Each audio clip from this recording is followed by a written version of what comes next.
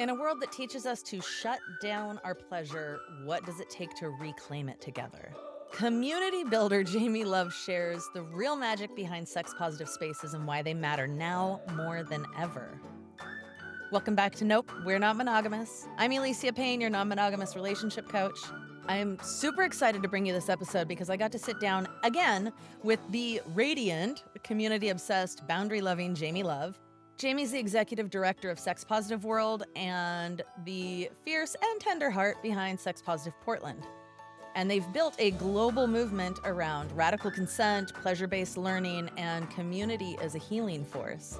So today, in this conversation, we're talking about everything from why saying no can actually be a turn-on, to the power of erotic devotional service, to what it really takes to create sustainable, inclusive, sex-positive spaces. And Jamie also shares the behind-the-scenes scoop on Polytopia, Portland's polyamory conference, where I'm one of the speakers this September, and I was a speaker last year, and all of the delicious offerings that they have planned for Polytopia. If you've ever wanted to attend a cuddle party or learn how to script your safer sex talk or just learn how to show up to sexy spaces feeling more confident and clear, then this episode's for you. Let's get into it. Okay. Welcome to Nope, We're Not Monogamous. And I'm really happy that you're here again. And will you share for the listeners just a little bit about who you are, Jamie? Yeah, absolutely. My name is Jamie Love. I use they or she pronouns. I'm on this podcast because I'm polyamorous. The long and short is I have a really cool job. I am the executive director of Sex Positive Portland, which is a community and a nonprofit, which can be a little bit difficult to understand, right? What we do is we provide education, like sex education, consent education, how we talk about pleasure and identities. And that lets us do some really cool things like cuddle parties, or sex ed for grown-ups, or masturbation circles, or massage nights. Everything very consent forward, somatic based, and community focused. So if you're wanting to explore aspects of sexuality, it's not linked also to relationship. As in like a romantic relationship.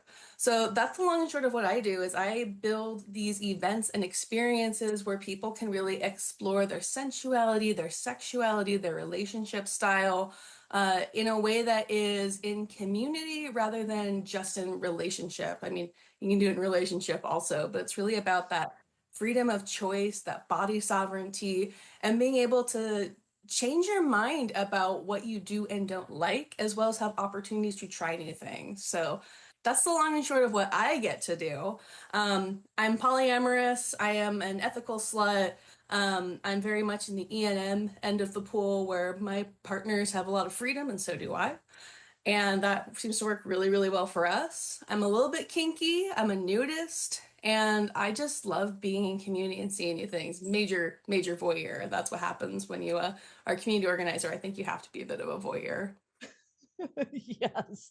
Yes. I recently was like, actually, as much of an exhibitionist as I am, I'm a little bit of an emotional voyeur. I'm like, love watching people like love on each other. Nice. Yeah. That's amazing. Thank you so much. I'm so happy that you're here. And I'm also really, really excited because Polytopia is coming up soon. And I'm going to be one of the speakers. Thank you for inviting me back because that was such a good time last year. I'm curious what you are most excited about this time around. So let's see here. Polytopia was around before the COVID times, right? It was this conference that we did here in Portland on an annual basis before I was around and part of the organization. And last year was the first time that we had done it since the pandemic. So there was this like, how do we do this? Can we still do this? Do we have the volunteers to make it happen? Because this is 100 folks showing up. There's workshops. There's a lot of moving parts. There was a big show on Saturday night. Part of what was really fun for me on that Saturday is, Alicia, we had your workshop in one of the smaller rooms, which was like how to make jealousy work for you and make jealousy sexy, and the room was packed. Like there were people trying to like climb to the room, and we were like, we thought the jealousy workshop would be the one everyone's like, we got this. I don't need that workshop. Everybody was in. So There were people on the floor. They were put like stopping people at the door, like we're at capacity. And I was like, oh my God, don't puke. So, like, that's one kind of fun, exciting aspect of it is like you make a prediction about what you think people want. So, right now we have about 6 speakers lined up and 3 more that we're like finalizing. And it's like, okay, we want like the 101 stuff, right? Like the jealousy stuff, the opening up stuff, the how to not make your poly look like monogamy because oops, that will not work out well 9 times out of 10. Yeah. Also like the advanced stuff like how do we get property together, how do we raise kids together, how do we do end of life Mm. planning and retirement together, like those are all pieces of our relationships that we might miss out on if we don't do things in a more traditional way. So what's exciting to me is seeing what people are actually hungry for.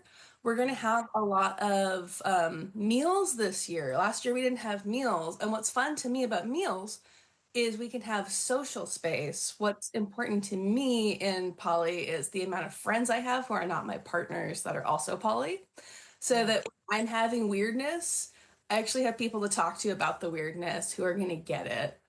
So all of those community building parts and just not knowing, because this year is also, we're going to have 200 people. So it's twice as big. We have these meals and there's a whole extra day. Last year we started like Friday night. This year we start Friday morning. So Yes. I'm excited. I'm really excited for who's coming in from out of town and what it's going to look like. Yes. Oh my gosh. I'm even more excited now. I just learned a bunch of things I didn't even know. I am stoked. That's awesome. I Yeah. love, love, love the community piece. I've been talking about this a lot with my clients and with my community. How often people feel like an outsider or a newcomer, or like I'm the only one doing weird things, and I'm like, you have to find community because we can't. It's so hard to feel safe, to feel confident in the things, the choices you're making in your life if you aren't if you don't have other people validating and going, yeah, this is fine, you're okay, we accept you. Excuse Yeah. me. Yeah, that's real, especially after the pandemic times where we're in forced isolation, and then it was like this choice to come out of isolation. There were some parts of it like work, you had to, but there are people who still now in 2025 are coming out to some of their very first social events since the isolation of the pandemic. And then, like, we're so isolated, anyways, by our social media and the algorithms that keep us kind of placated and on our phones. So I think having those third places are so important and having community and people to talk to and, yeah, confirm like that you're not weird and that other people have been through this. Um, I was just at a Pride event this last weekend, and of course, I was talking about Polytopia. And some folks are looking at me like, I don't really get it. And then there were a lot of folks who are just like, oh my God, I wasn't expecting anything poly related to be here today. And just with like excitement because we don't always talk about this piece of ourselves. So the fact that I was just bringing it up and saying, and there's workshops and this whole conference you can come to. And also we do community support groups once a month. It was really wonderful because it can feel so isolating. Like, I don't want to talk about this part of me. Yep. Yep. 100%. 100%. I wonder what do you wish more, like more newcomers, or like people who are stepping into, like going to a sex positive space or polyamory communities, like what do you wish that they knew coming in? Hmm. For one, like everyone is just as nervous and scared to try this as you are. We live in a culture where sexuality is treated as quite dangerous, as something that you need to control, and it could take over, and oh my God, all the terrible things will happen, or there will be an STI outbreak. So, like for one, that we all have that script in our brain, like we're all nervous that something might happen. What you'll find when you go to a dungeon or a sex positive community, or you come to like Polytopia, is people are friendly and fairly normal. And the thing is, when you start dripping sexuality and relationships into regular conversation, it kind of just becomes normal. Like I grew up in a household where we did not talk about sex. We fast forwarded past any sex scenes. Like it was just like a non-starter. And now I'm in a community where like sexuality is so normal and natural and it flows and it feels so much nicer to me because it's a huge part of myself. So I would say that's a big one for people coming into community is like, for one, if you're in a place where things are happening you don't want happening, get out of that place because unfortunately that does happen. Yeah. But by and large, you're gonna find that folks really they want to be social, they want to get to know you, and it's not the kind of place that well, my spaces that we may create in sex positive are not predatory. We really want people to be able to find their feet and make intentional choices that feel really good. There are Mm. predatory communities out there. I'm not going to pretend like that doesn't exist. But it should feel comfortable. It should feel like family. It should feel like a group of friends. And 9 times out of 10, the first time that you go to something like it's not like a sex party. That's the other piece people think. I'm going to a dungeon. I've joined this sex positive organization. They're gonna have a cuddle. I wonder what's gonna happen. And then you cuddle. Everyone's clothes stay on. It doesn't get sexy. There was the cuddle party rule, like no humping. You actually get what they say it's gonna be. So that's it. I'm just give it a shot. Go to a munch, go meet some folks, and you might be surprised just how normal it is. Mm-hmm, mm-hmm, mm-hmm. Yeah, I wonder, would you say, excuse me, allergies? Yeah.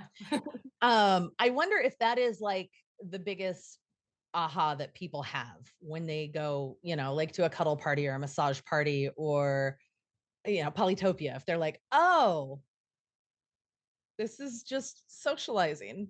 Yeah. I mean, and that's an important step to get to that thing of like, do we want to pursue partnership? Do we want to go on a date? Do we want to have this threesome? Is like, if you don't have that base, especially if you're in already some kind of dynamic and relationship, like that's so important to have the ability to actually get to know people and whether or not the relationship is going to flow. Yeah. Yeah. Yeah. I think because we have such a like porn driven sexuality in our culture, that people who have been monogamous and are like opening up or moving into non-monogamy have this kind of light switch mentality, like you flip the light on or off on being monogamous or non-monogamous, which then it looks like either we don't have sex with other people or now we are suddenly having sex with other people, and there's no like in between those two things in their mind, like in that, like the journey that they're taking, and they're like, okay, we have to go find someone to have sex with, and then we're just going to immediately put penises in vaginas. And I'm like, whoa, you can slow down, like maybe have conversations with people, maybe see what it's like to hold hands with someone or kiss them outside of your, like the relationship you've got established, like have like a dimmer switch on your monogamy to non-monogamy light switch.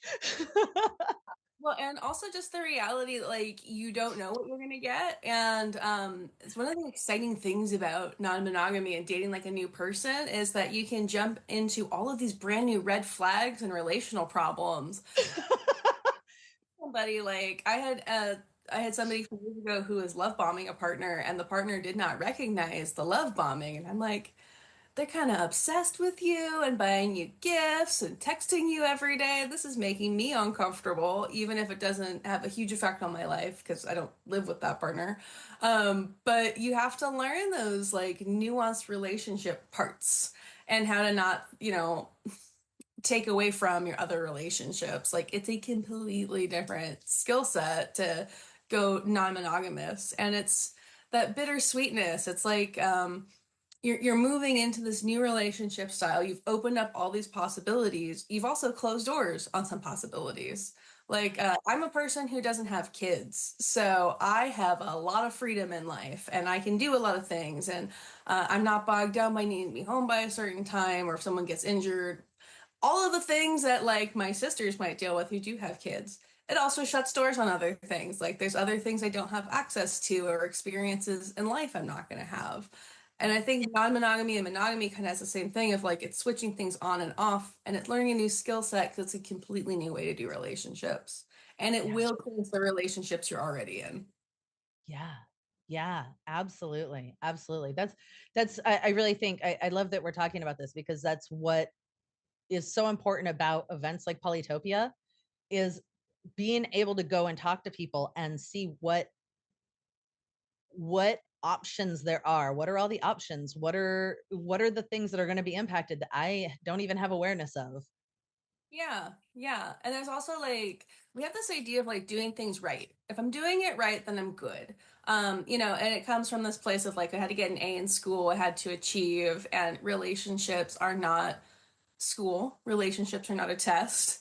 So it's Yeah. also like, how do I know that I'm getting green flags in this relationship? How do I know I'm actually taking care of this in a way that takes care of the relationship? How do I know I'm being taken care of now that I have all these connections?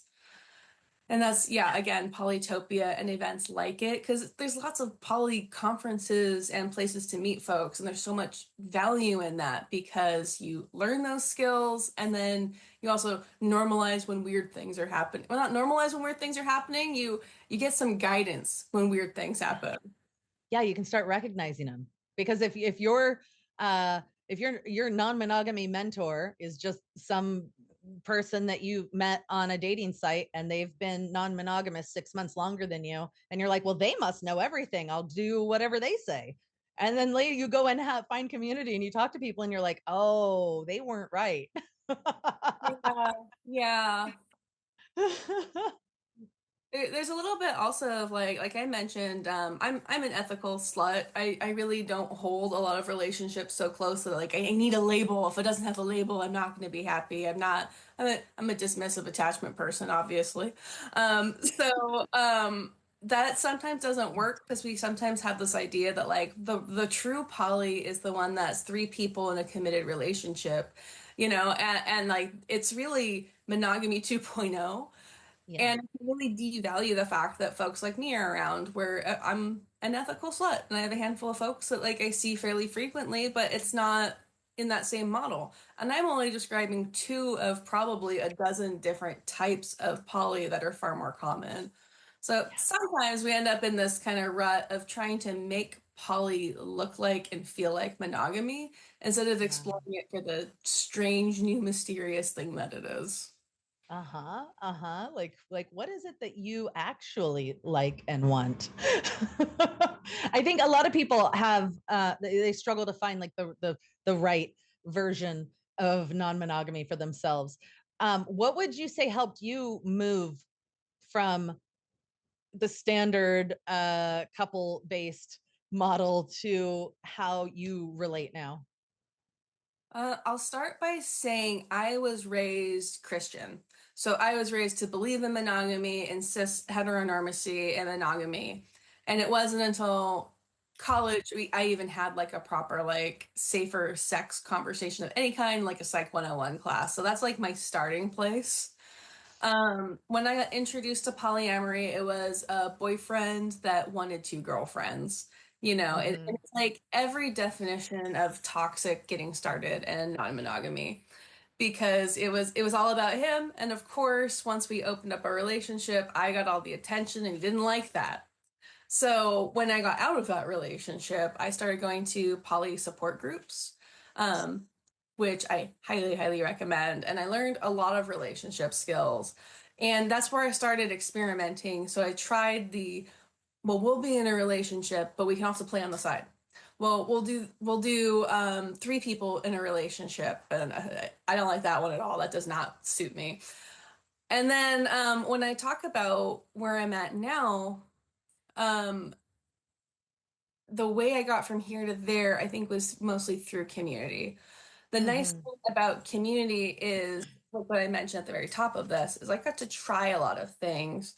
And I also didn't feel like I owed anyone. I'm definitely a people pleaser. I will tolerate behavior from people because I think that they need that so that they feel good, so that they feel complete. So being in a community where you don't tolerate, you say no, Mm-hmm. and if someone says no to you, you don't take it personally. it let me actually try a lot of things. Like I found out I really love rope bondage.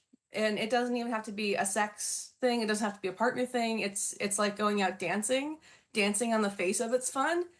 Bondage on the face of it's very fun to me. Yeah. I wouldn't have known that if I hadn't been in a community where I could just try it. And try it with people where like just like dancing, we go out dancing and then we all go home at the end of the night. Sometimes you meet a sweet, cute person, sometimes you don't. So I got to actually try those things. I was also receiving this message of like casual relationships don't count as much, they're not as valuable. Um, and then, like, are you getting the security that you need? Because I'm a woman. I also need to get security from relationships, which plays on these heteronormative ideas that come from monogamy because a wife and a husband play specific roles. So it's been a hard journey because those stories keep reappearing. Even today, I was talking with my daddy, who I'm really close with, and I was talking about the fact that I felt like there was a level of commitment. And he went, I don't agree with that because commitment's like I show up every single day.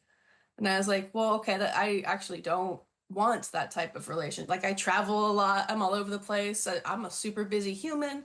I don't need that daily check-in that a lot of people find really, really grounding and secure. So no shade on folks who want and need that in relationships. I'm a different kind of animal or plant, so I have different needs. And I really started getting into journaling about this and making my own story and my own green lights about how I know things are going Ooh. well. So I was like, well, maybe committed's not the word, but like there's loyalty here. There's, I got injured recently. And I had a group of people that were willing to help me out. Like it wasn't just me and my boyfriend, which is what's been in the past. This time I had a handful of people to reach out to. And because they're poly, I had a lot of like network of support in it.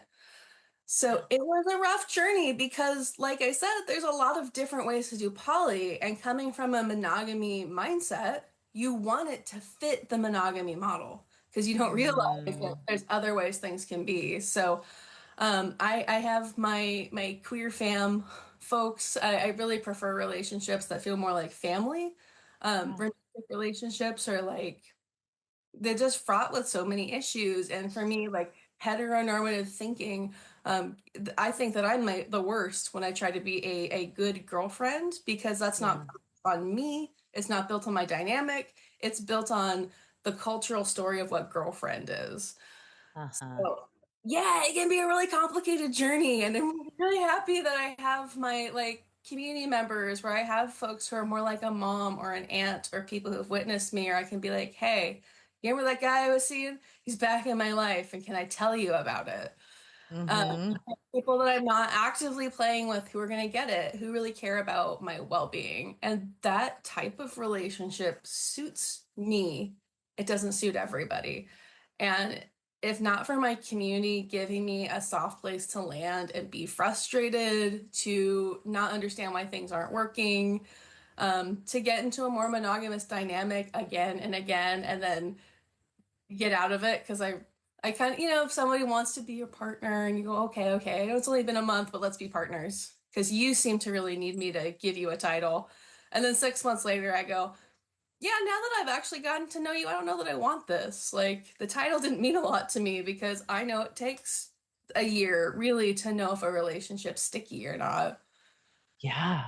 Oh, that's really good, actually. I think a lot of people do that. They want the title or the label before they've even built the relationship, or they decide what they want a relationship to be before they even know the person in front of them. Yeah, and I've been accused of being icy, which is definitely a neg towards someone who's feminine. Because I'm hard to reach. I'm emotionally distant, and I'm like, I don't know you yet. I don't know if you're a safe person yet. And they're like, but we have all this amazing connection. We have X, Y, and Z. And I go, we have X, Y, and Z, but we don't have is the time. Like you Yeah. haven't seen what I'm like in different seasons. You haven't seen me in grief. You haven't seen me with my family. You haven't seen me with like my best friend or going through something really hard. Like that's when you really know people. Yeah. Yeah. Yeah. Yeah. Again, it all comes back to like I don't know. I keep emphasizing to people like you need community that is non-monogamous in order to feel good and comfortable and secure in non-monogamy because you don't know what you don't know. And this is like just even things like listening to the podcast, right? And hearing people's stories and going, oh, people are doing things in other ways, or oh, I thought that was a normal thing because that's how my life is going, even though I don't like it. And now I'm hearing that there's other options. Yeah. Yeah. Yeah, and when it comes to relationships, we definitely have a right-wrong mentality in America. Of Mm. if these things are not going right in your relationships, just dump it. Yeah. You know, and if they're not supporting you in these ways, then your partner is just terrible. Get rid of them. Like there's so many tropes that are on, off, yes, no, get rid of them. Don't work through the hard things. Like at least that's some of the messaging I hear. And it's not helpful to actually building relationships when you don't have a full picture of what's available to you. Yeah. Yeah. Yeah. Yeah. During Absolutely. the pandemic, I did book clubs several times. I didn't identify as a reader before the pandemic, but we read Uh-huh. Slut, we read Love's Not Colorblind, Good Sex by Jessica Fern, and some other Polysecure was in there as well. And those were also really amazing because I started realizing how very, very different people's high functioning poly relationships were from mine, and we were both right. Yes. And if not for the language of the books really walking through all these different ideas, we wouldn't have realized that. Or I wouldn't have realized. Yes. Yes. Totally. Totally. Ah, how exciting. I love it. I'm so stoked. You mentioned earlier, um, you mentioned being able to say no in spaces, so I wanted to ask you about consent. Yeah, And I know that you in Sex Positive Portland and the Sex Positive World, you teach really great enthusiastic consent. yeah, And so I was hoping you would touch on that. yeah, absolutely. That's a huge one for me because good little girls do not speak up for themselves and they allow things to happen. That is the way I was raised. Yep. Um, so when I came into sex positive community, there was this class that is my favorite class to this day. It's called Awesome Boundaries. And Awesome Mm, Boundaries, we do more than like we practice in sex positivity saying no and a positive affirmation of that. Someone says, "No, I don't want to kiss you." You say, "Oh, thanks for letting me know. Thank you for taking care of yourself." Because it is that thing of I wouldn't have wanted to kiss you if you didn't want it. Like, thank you for stopping me from being that person. Awesome Boundaries goes really deep into this, which, by the way, is taught every other month on a sliding scale on sexpositiveworld.org. Um, amazing. we talk about, like, when you're a child, it's like, if you don't clean your plate, then you're a bad kid. Like, we don't listen to the signals of our bodies. Like, I talk about the Clean Plate Club in that class. That's a bigger concept than just saying no. This is about a culture of manufactured consent that we live inside of. So we talk about power dynamics, we talk about expectations, we talk about how we have a script about how we're supposed to treat people. Like if someone Mm, is super feminine versus super masculine, you are treated differently in the room, no question. And I think everyone can pretty well agree on that. That affects our ability to say yes and no. So for when we have this class that really explores all of this, and then also like what happens when you thought you were a yes, and then you start doing the thing with somebody else and you realize you're not into it. The ability to realize that I wasn't into something was a skill I lacked for a long time. I would just be like, well, we're doing the kissing, and I don't know that like I'm really excited about the kissing, but I must keep kissing because I wasn't recognizing the signals in my own body saying I'm not into this and I want to stop. So through sex positive, I learned that skill. How do I recognize when I don't want to be doing something and then actually say something? Because I had a lifetime of being the youngest sibling and being forced to do things I didn't want to do and learning to tolerate it and not listen to the signals in my body telling me to stop. So once I learned to actually speak up for myself, then it's like Oh my God, people are so much better. They treat me so much better when they actually know what my boundaries are. I in particular think of we do an event called the massage-a-trois, where we put three people to a massage table. So it's really sexy, but it's not sex. So there's not a goal of getting to orgasm. Penetration is not part of it. And there can be genital touching, but it's not the focus. And what Mm, happens when we get into that energy where we're more into like the therapeutic, the connection, the steaminess and the tease is we learn you actually can like stop there. Actually, it's a really beautiful place to hang out. A lot of tantra talks about this, like being in like this more like juicy, sexy energy than in the pursuit of something. And mm, what that energy was before I try it out for myself. I really recommend trying, some tantra or some kink or something that gets more into sensation play than into just sex because is mind blowing, especially if you're really sensual like I am. Um, there was a one of these I went to. It was a massage-a-trois, and I felt full. I felt satisfied, and mm. I knew what it was in that moment, maybe for the first time ever, to know this is what it's like to feel desire. This is what it's like to feel like I got what I needed and to stop. Yeah. To not need to have a clean plate. This is me stopping when I'm full. Mm, And there was somebody in the room who, for whatever reason was just like, I'm so frustrated that this event doesn't allow sex because I'm so ready to just have sex with people, and implied that I was one of the people that I wanted to have sex with. And I was like, I am so grateful. I am so thankful that that is just not even on the table today because I have zero interest in that. Like, you seem like a really cool person. I might be open to that in the future. But right now, I absolutely don't want that. And if not for the fact that it was an official event that had, this what we call a container, like we set mm-hmm. boundaries of what's going to happen within the space.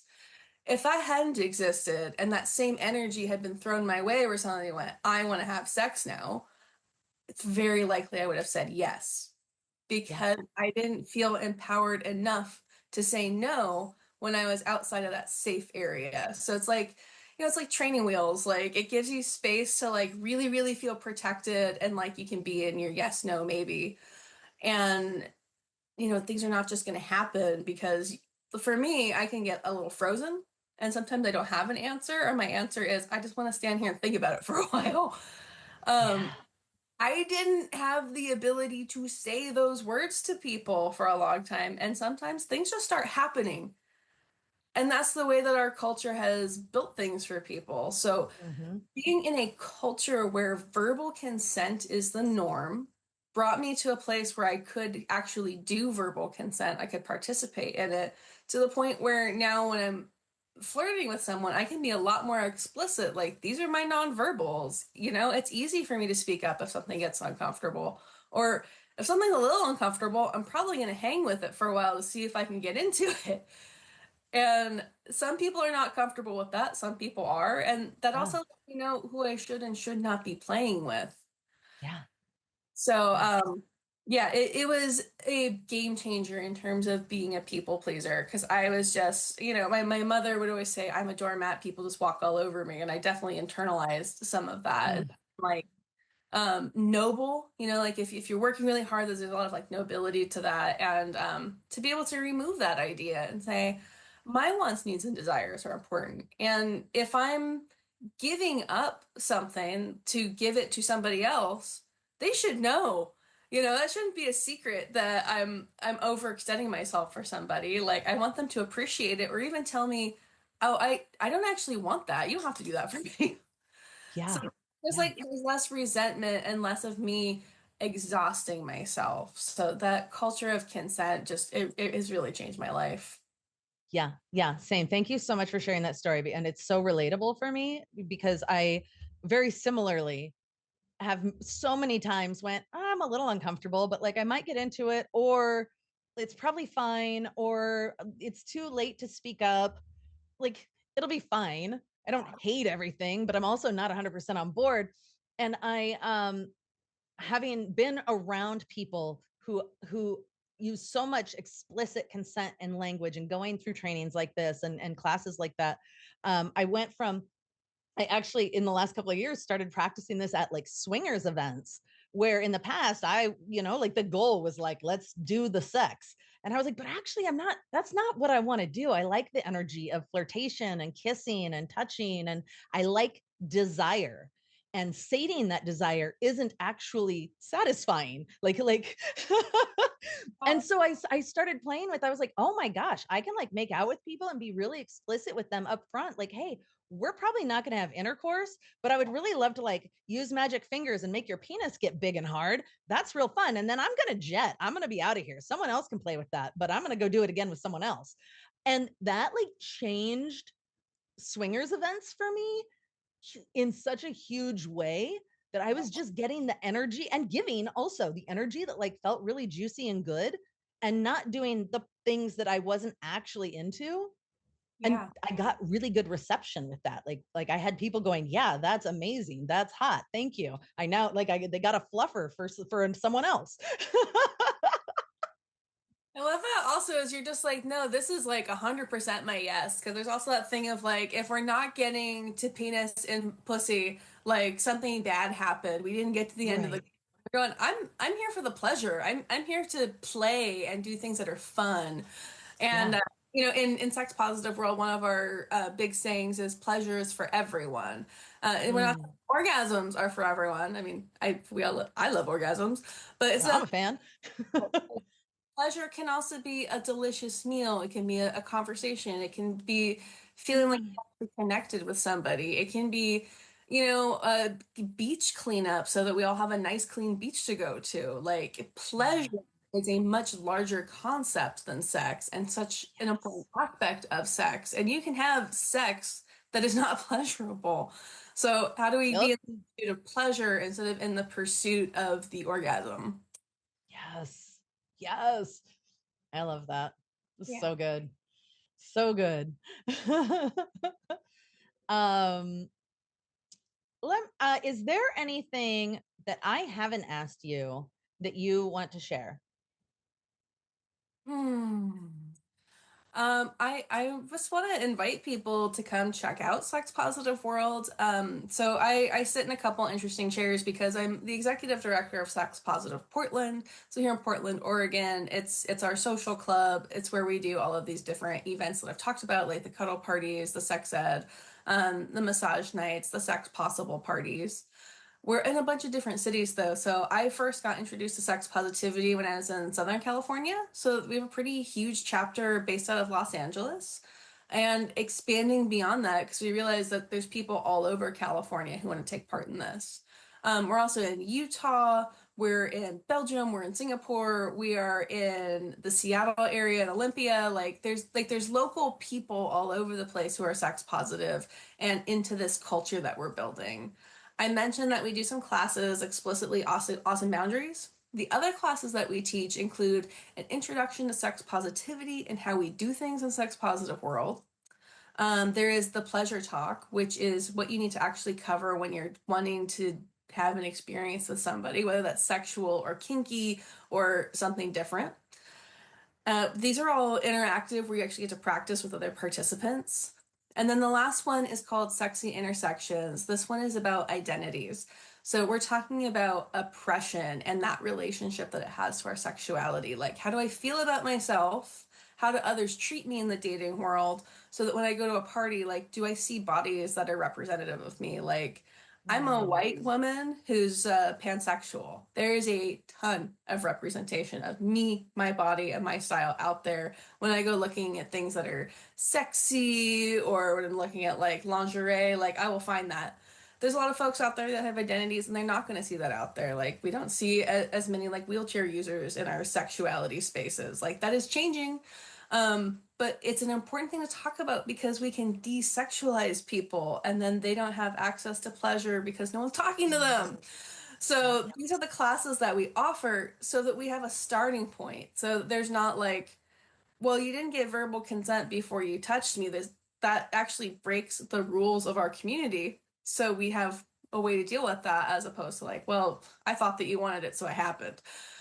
Right. So build this structure that lets us actually experiment in person. So I would say if I'm speaking your language and you're like, I want to go to a cuddle party, I want to check this out, we might be in your city or have a chapter in your city. And I also teach people how to facilitate these spaces. A lot of people do, but how to actually facilitate the spaces and do the community building. It's really worth it. You have to have a lot of grace for the fact that people are people and they do human things and they make mistakes, but it's really, really worth it because that's also beautiful to be in a space with all of those people. So I would say that that would be my big thing for everybody to say, come check it out. It's all on a sliding scale. It's really worth learning about. A lot of folks who have children do come to our classes, especially as their kids start hitting teenage years, because none of us in America really got great sex education, especially queer inclusive sex education, pleasure-based as opposed to fear-based, because Mm, a little bit of knowledge goes a long way. yeah. So I would just say like come check out what we have to offer. And if Polytopia sounds good to you, come out to Polytopia because it's a good, really, really amazing event. And so this amazing thing happens when you get people in a space for a couple days is like you keep landing on each other and seeing each other, and then you have a meal together, you see each other in a workshop, and you've built a friendship for life, or maybe found a potential partner or met 'em more. So go to these types of events and find folks. Yeah. Yes. Yes. How can people find tickets to Polytopia? They can go to sexpositiveportland.org/polytopia 2025. You can find it if you look for Polytopia on Facebook or Instagram or Google, will probably pop right up.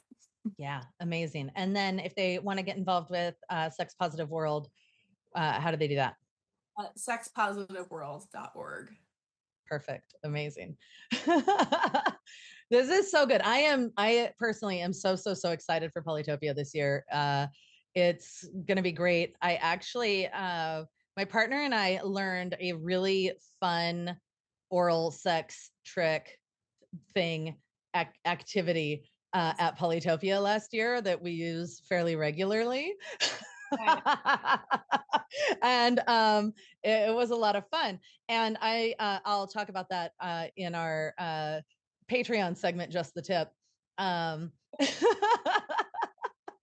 Nice. patreon.com/not monogamous. Nice. Um, but thank you so much for being here. Absolutely. Yeah. So for our Patreon segment, I do want to ask you one more question, and it is, can you give us a favorite or best sex tip?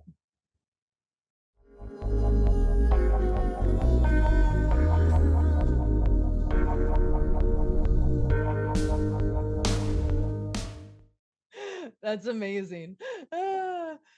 All right. Thank you so much for being here. This is again, and this has been absolutely wonderful. Yeah. Thanks for having me. I appreciate it. Come to Polytopia, everybody, September 19th through 21. Yay. I told you Jamie brings the juicy truth. I love this conversation so much. The honesty, the nerdy consent talk, the reminder that building community is essential and rewarding work. And if you want to hear Jamie's Just the Tip, their favorite sex tip, plus what I learned at Polytopia last year, head over to patreon.com/notmonogamous. Patreon.com/notmonogamous. That's where I share all the bonus goodies that didn't make it into the public feed. And as always, thank you for listening. Bye.